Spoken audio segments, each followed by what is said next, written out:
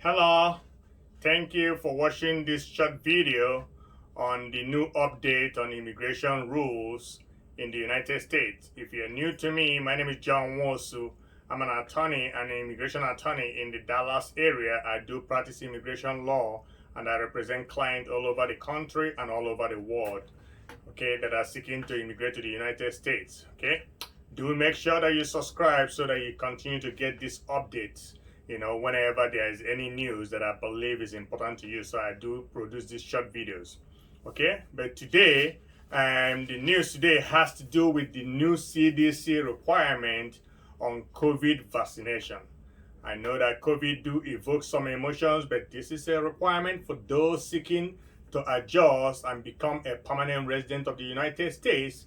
The new requirement from CDC that was just released, some of you may be aware, becomes effective October 1st, 2021. So, some of you that already know this, that are going through trying to get your green card in the country, there's a requirement, even if you're trying to immigrate and get a green card, if you're doing a consular processing, there is already a requirement that requires you to undergo a medical examination where the civil surgeons have to examine you and make sure that you do not have any of the sickness or the diseases that makes you inadmissible into the United States or to be able to adjust and become a green card holder.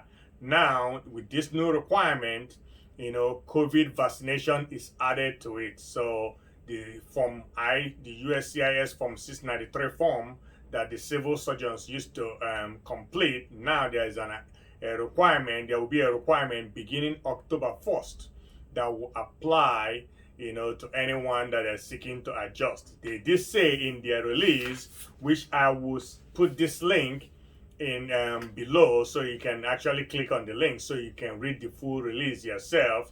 The release did say that it applies to everyone from all countries. So as of the time of recording this video, I have not received the State Department has not issued any guidance on how this will apply for people seeking admission, for people doing consular processing. But for now, beginning October 1st, for everyone in the United States that are seeking to obtain a green card and adjust their status, this applies to them, okay? And then what are the things that you need to know on this? There are waivers, of course, just with everything.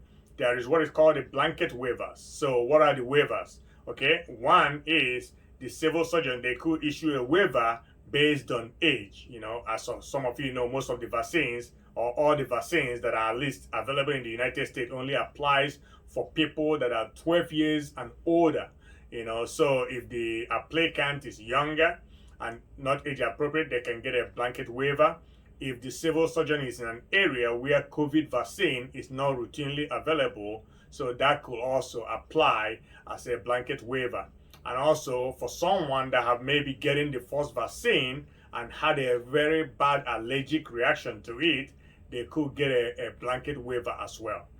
What about people that says, for either philosophical or moral reason or religious reason and say, I just don't want to get the vaccine, okay? Are there waivers for those?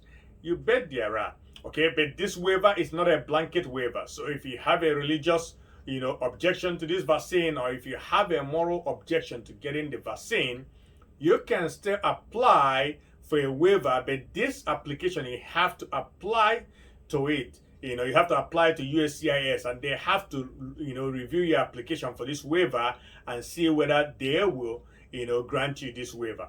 Other than that, you have to, if you want to adjust and get a green card, you have to get your COVID vaccine. That is the new requirement, okay? If you don't, it makes you inadmissible. You hear me right? It means that you are inadmissible into the United States. That means, too, that you cannot adjust to get your green card, okay? I'm just providing information, to everyone. I provide this information to people that I believe, that needs this information. I have some clients that this will apply to, because some of you will be asking, What about, oh, if I already submitted my application? Some of the applications that we normally submit, sometimes we don't submit the medical exams. If you already submitted your medical examination, if you already done that and it was included in your application, this will not apply to you, because some of you know most rules don't go retroactive. But for some of you that have not done your medical exam, if you do one, after October 1, it will be a requirement that has to be, the 693 form will require that. Okay, let me know in the comments what you thought about this. I know I may get some negative comments, but I am just a messenger. I don't make the rules. I'm just an immigration attorney trying to provide service to my clients and people in this area, in the Dallas-Fort Worth area, people all over the United States, and people all over the world that are seeking to immigrate and live and work in the United States. Okay, if you want to find me, as always, you can find me on Instagram, Nwosu Law. You can also find me on Facebook, Nwosu Law.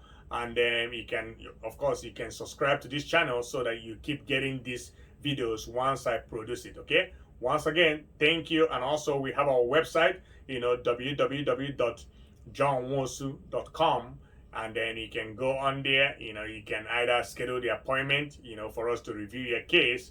You can also call us on the number that you see on the screen there, and we can set you up for a consultation where I will be the person reviewing your case and hear you out and see whether there's anything we can do for you.